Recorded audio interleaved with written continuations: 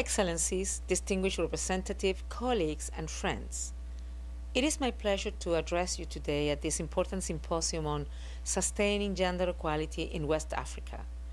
UN Women is pleased to join the other sponsors of this meeting, and we are pleased to be working with all of you to advance women's empowerment and gender equality in the ECOWAS region.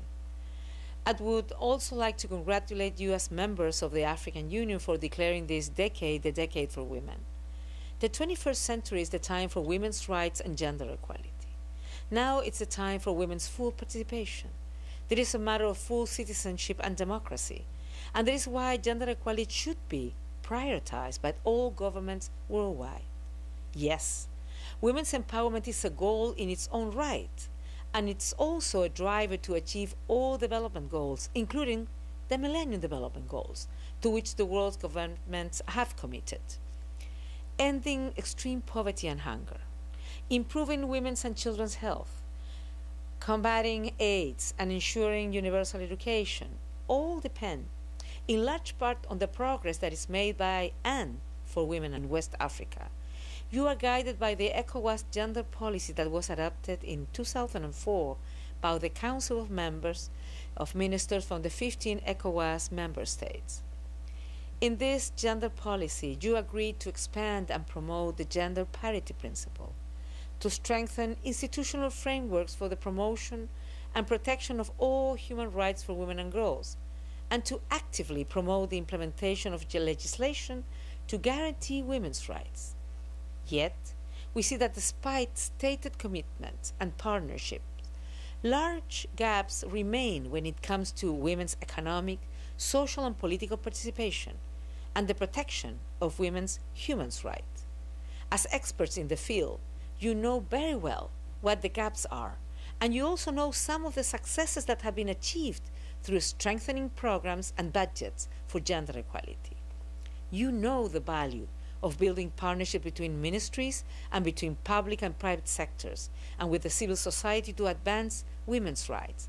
And you know the importance of monitoring public planning and budget processes to keep track of and to bolster progress.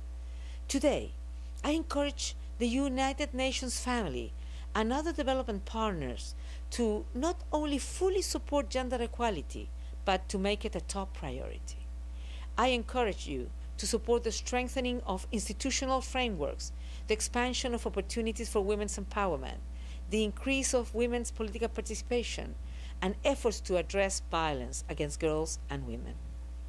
Investing in girls and women is not only the right thing to do, it is also the smart thing to do. It is a solid investment that brings high returns. The World Economic Forum Gender Gap Report found that in 134 countries with data, greater gender equality correlates with a higher gross national product. UN Women, together with the UN family, joins the government of Ghana and the entire ECOWAS community in our commitment to advance gender equality in West Africa. We recognize the strategic role of the Ministries of Finance and Planning, the private sector, civil society, and regional bodies in sustaining gender equality responses. And we believe that your partnership and participation at this symposium will serve to define a concrete and binding strategy that will serve in a very real and practical way to advance women's empowerment, women's rights, and gender equality in this region. I wish you much success at this meeting. UN Women stands by you, and we will continue to stand by you in carrying forward your agreed strategy and in transforming the words on paper into bold action to make gender equality a shared and living reality.